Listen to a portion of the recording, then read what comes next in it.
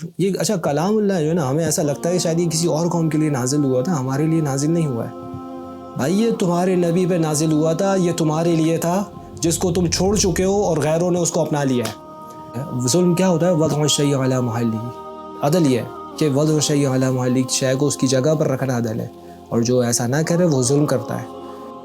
بات یہ تھی کہ آخر ہر قوم کا مسئلہ حل ہوتا ہے، ہمارا مسئلہ کیوں حل نہیں ہوتا ہے؟ ہمارے یہاں اگر ایک چیز کے پرائز بڑھ جاتے، کوئی ایک مسئلہ ہماری زندگی میں آ جاتا ہے، تو وہ حل کیوں نہیں ہوتا ہے؟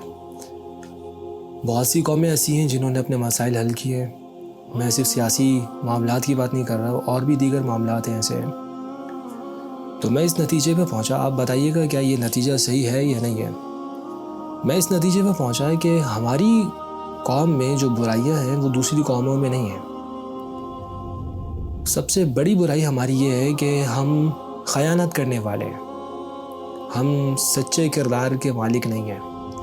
خیانت کرنے والا کون ہوتا ہے اور خیانت کسے کہتے ہیں؟ خیانت کا جو کور میننگز ہیں اس کے، وہ یہ کہ اگر آپ کو کوئی ذمہ داری دی جائے تو آپ اس ذمہ داری کو پورا کریں جیسا اس کو کرنا چاہیے۔ اپنی مرضی کے مطابق ذمہ داریاں پوری نہیں ہوتی ہیں، ذمہ داری اصولوں کے مطابق پوری ہوتی ہیں۔ تو اگر کسی کو کوئی منصب ملا ہے، وہاں اس کی کچھ ذمہ داریاں بنتی ہیں، ایسی تو کوئی ذمہ داری نہیں ہوگی جو اس کو پتہ نہ ہو۔ اگر وہ ان ذمہ داریوں سے غافل ہے، یا اور سچ اگر بولا جائے، اگر وہ ان کو پورا ہی نہیں کرنا چاہتا، وہ اس سیٹ کا، اس اختیار کا غلط استعمال کرنا چاہتا ہے، تو وہ خیانت کرنے والا ہے۔ اچھا، یہاں پر کوئی یہ نہ سمجھے کہ شاید میں صرف اسی چیز کے بارے میں بات کر رہا ہوں، یہ ہر جگہ پر ہوتا ہے۔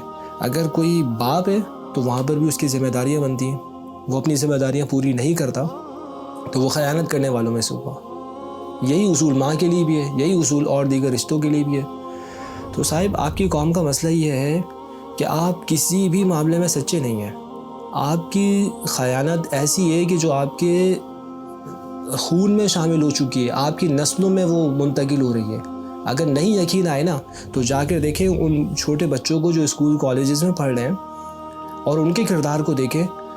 وہ کہا جاتا ہے نا عربی میں کہ الولد سر لابیہ، جو بیٹا ہوتا ہے وہ باپ کا راز ہوتا ہے۔ تو جیسا باپ ہوتا ہے ویسے ہی کردار آپ کو اس کے اندر نظر آئے گا۔ بچے کلاس میں اگر چوری کر رہے ہیں نا، تو وہ چوری کی عادت بھی کہیں نہ کہیں سے اس کے اندر، اس کی جینس میں شامل ہے۔ معذرت کے ساتھ یہ الفاظ سخت ہے، معذرت ویسے کرنی نہیں چاہیے، کیونکہ میں کوئی ایسی بات نہیں کہہ رہا کہ جو سچ نہ ہو۔ سچ بول کے بھی معذرت کرنا پڑے ہمیں، کیوں کریں ہم معذرت؟ یہ قوم کردار کے حوالے سے انتہائی پستیوں کا سامنا کر رہی ہے۔ سچائی ان میں نہیں ہے۔ ان کی مارکیٹس کو آپ جا کر دیکھیں، صحیح ہے نا؟ ہم اس قوم کی بات کر رہے ہیں جس سے ہم خود تعلق رکھتے ہیں۔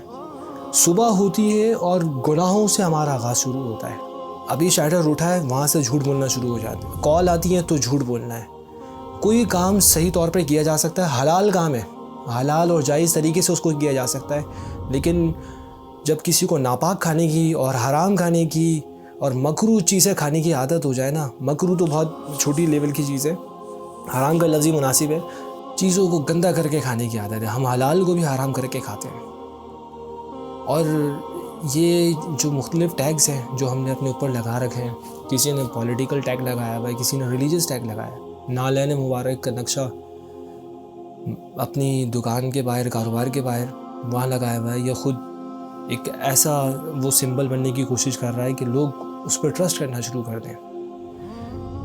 میں جانتا ہوں کہ یہ باتیں کن کن لوگوں کو ہرٹ کریں گی، لیکن میں آپ کی خاطر اپنی باتوں کو، یا دوسرے لفظوں میں سچائی کو بدلنا نہیں چاہتا۔ بدلے وہ جو نوکر ہے، اور ہم کسی کے نوکر نہیں ہیں۔ ہمیں صرف ایک ہی نوکری غلامی کرنی ہے، وہ رسول پاک صلی اللہ علیہ وسلم کی ہے۔ تو اگر ہم اتنا بھی نہیں کر سکتے تو پھر چھوڑ دینا چاہیے یہ ساری چیزیں، اور بدل لو اپنے گیٹ اپ کو، اور ایسی باتیں کرنا چھوڑ دو جن پہ تم خود عمل نہیں کرتے۔ آج تم مجھے یہ بتاؤ، کیا تمہاری مسجدوں میں جمعے کے دن تمہاری ترقی کے لیے، تمہارے احوال کی درستگی کے لیے کہ معیشت صحیح ہو جائے اور مہنگائی ختم ہو جائے اور ظالم حکمرانوں سے جان چھوٹ جائے اور ایسا ہو جائے، کیا یہ دعائیں نہیں ہوتی؟ یہ دعائیں قبول کیوں نہیں ہوتی ہیں؟ قبول اس لیے نہیں ہوتی ہیں کہ جھوٹے لوگوں کی دعائیں قبول نہیں کی جاتی ہیں. وہ لوگ جو خود اپنے آپ کو دھوکہ دیتے ہیں, صرف ایک فارمیلٹی کو پورا کرنے کے لیے وہاں پر آتے ہیں, ان کی دعائیں اللہ رب العزت قبول نہیں فرماتا. وہ قوم جو اپنے حال کو خود ہی بدلنا نہ چاہے, وہ اس لائق نہیں ہے کہ پھر اس کے ساتھ ہمدردی کی جائے. آج میں تو صرف ایک سوال رکھ رہا ہوں سامنے, کیا ان تمام حالات کے باوجود بھی ہمیں اپنے آپ کو مسلمان کہنا چاہیے؟ فتوے تو ہم دوسروں پہ بہت اچھی طرح لگا لیتے ہیں, ایک فتویٰ اپنے اوپر بھی صحیح, کیونکہ علم کا معیار تو ہمارے یہاں یہ ہے کہ ویسے کچھ نہیں آتا, لیکن اگر کوئی رائے لی جائے تو جناب ان سے بڑا کوئی اسکالر نہیں ہے. سوشل میڈیا پر وہ لوگ جن کو گھر والے بھی کوئی اہم بات کرنی ہوتی ہوگی تو پہلے اس کو نکال دیتے ہوں گے, وہ وہاں آگے رائے دیتا ہے, وہ بتاتا ہے کہ ہمارا جو لاہے عمل ہے اور نیکسٹ اسٹیپ ہے وہ کیا ہونا چاہیے. مشورہ بھی امانت ہوتی ہے, امانت میں اگر کوئی خیانت کرے, اچھا مشورہ نہ دے تو وہ بھی خائن ہے, وہ بھی خیانت کرنے والا ہے. ہر شخص کو اپنی ذمہ داریاں پوری کرنی چاہیے. میری پوری گفتگو کا مطلب آپ سمجھ رہے ہیں نا, میں صرف یہی کہنا چاہتا ہوں کہ ہمیں سچا ہونا چاہیے. آج ہم اپنے مفادات کی خاطر چیزیں بدل دیتے ہیں. ہمیں مظلوم کے ساتھ کھڑا ہونا چاہیے. پیلسٹائن کا مسئلہ آپ کے سامنے, کون کھڑا ہوا اس کے سامنے؟ اپنے آپ کو حسینی کہنا, اپنے آپ کو حضرت سیدنا امام حسین رضی اللہ تعالیٰ عنہ کا پیروکار کہنا, یہ تو بہت سارے لوگ کہہ رہے ہیں, نام تو بہت سے لوگ کہتے ہیں. مکتبہ فکر بھی ہم نے قائم کر رکھا ہے مسلمانوں میں, جو اتنے سارے مکاتب فکر بنے, کچھ گمراہ ہوئے, کچھ حد کفر کو پہنچے, تو ہم نے تو یہ بھی کر رکھا ہے. نام تو بہت سے لوگ ہیں جو لیتے ہیں, لیکن حسین ابن علی کا کردار ادا کرنے والا کون ہے؟ کون کرے گا؟ نقل کرنے والا کون ہے؟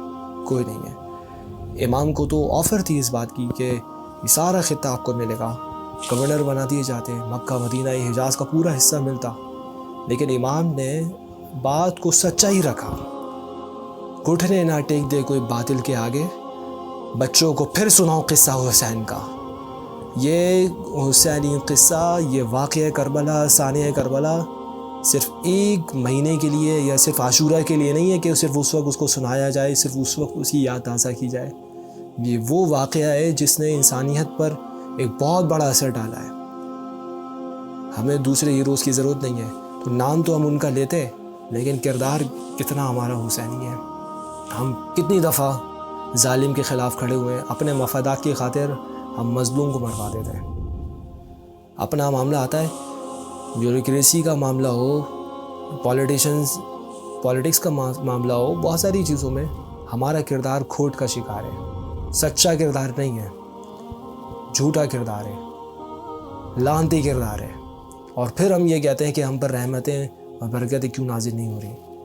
تو میں صرف اعتراض یہود و نصارہ سے ہے کہ انہوں نے دنیا کا سکون برباد کر رکھا ہے.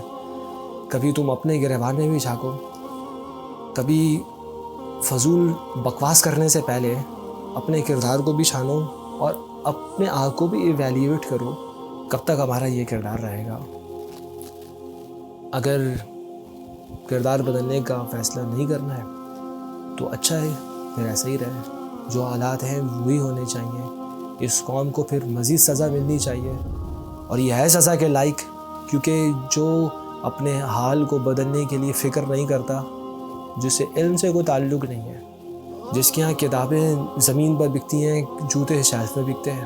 عزت کا معیار جو ظلم کرتی ہے, ظلم کیا ہوتا ہے؟ وضع الشیء علی محلہ. عدل یہ کہ وضع الشیء علی محلہ, شے کو اس کی جگہ پر رکھنا عدل ہے, اور جو ایسا نہ کرے وہ ظلم کرتا ہے. تو کیا یہ ظلم تم صبح شام نہیں کرتے؟ کیا رونا روئیں ہم سرکاری اداروں کا کہ یہ رشوت لیتے ہیں, یہ کام وقت پر نہیں کرتے ہیں. جملے تو ہم نے بہت سے ایجاد کیے ہوئے نا, کیونکہ ہمارے پاس اور کوئی کام نہیں ہے. جو اپنی زبان سے اور اپنی باتوں سے زیادہ کام لیتا ہے اس میں عمل کی قوت نہیں ہوتی اتنی. یہ لمحہ فکریہ ہے. اس سوال کا جواب ہمیں خود ہی ڈھونڈنا پڑے گا. میں کسی پر کوئی بات نہیں کہہ رہا کہ اس نے ایسا کیا, اس نے ایسا کیا. میرا کام صرف ہائی لائٹ کرنا تھا, اور وہ بھی صرف اس لیے تھا کیونکہ سورہ اثر یہ اچھا کلام اللہ جو ہے نا, ہمیں ایسا لگتا ہے کہ شاید یہ کسی اور قوم کے لیے نازل ہوا تھا, ہمارے لیے نازل نہیں ہوا ہے. بھائی یہ تمہارے نبی پہ نازل ہوا تھا, یہ تمہارے لیے تھا جس کو تم چھوڑ چکے ہو اور غیروں نے اس کو اپنا لیا ہے. اس کو تم اپنی درسگاہوں سے نکال رہے ہو. آج اسلامک اسٹڈیز پر لوگوں کو اعتراض ہے کہ یہ کیوں پڑھائی جا رہی ہے.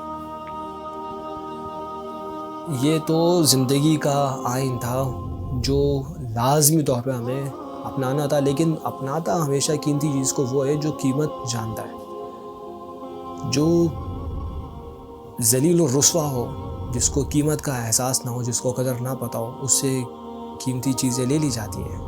اور یہ اللہ کا اصول ہے اور یہ قاعدہ ہے کہ وہ قوم جو نعمتوں کی قدر نہیں کرتی، اللہ اس سے نعمتیں لے لیتا ہے. تو تم اس لائق ہی نہیں ہو کہ تمہیں نعمتیں دی جائیں، اس لیے اس نے اپنی نعمتیں آج لینا شروع کر دی ہیں. اس بات کا مطلب اب کب سمجھ میں آئے گا؟ اور اس شخص سے زیادہ غافل اور اندھا کون ہوگا کہ جس کو سزا ملے اور اس کو پھر بھی نہ پتہ چلے کہ مجھے یہ سزا کیوں مل رہی ہے، وہ پھر بھی اپنے حال کو درست نہ کرنا چاہے. ایسے بہت سارے لوگ ہمارے گرد و پیش میں موجود ہیں. ہو سکتا ہے کوئی یہ سمجھے کہ شاید یہ میرے بارے میں بات ہو رہی ہے، صرف تمہارے بارے میں بات نہیں ہو رہی. بہت سارے لوگ ایسے ہیں، اپنے حال کی پرواہ نہیں کرتے ہیں اور دوسروں کے معاملات جاننے کا ہمیں اتنا شوق ہے. یار یہ بتائیں کہ یہ باہر ممالک کی گاڑیوں میں آپ نے کبھی لکھا ہوا دیکھا ہے کہ انہوں نے ماشاء اللہ سبحان اللہ لکھا ہو؟ یہ ہمیں کیوں لکھنا ہوتا ہے؟ کیونکہ ہمارے ہاں یہ مینٹالٹی ہے کہ دوسروں کی چیز کو دیکھ کر ہمیں حسد ہوتا ہے. تو ایک ڈیفینس میکینزم ایک چیز ہے نا، لوگ اس چیز کو کہ ہمیں کوئی نقصان نہ پہنچے وہ مختلف کام کرتے ہیں، انہیں میں سے ایک روحانی کام بھی ہوتے ہیں.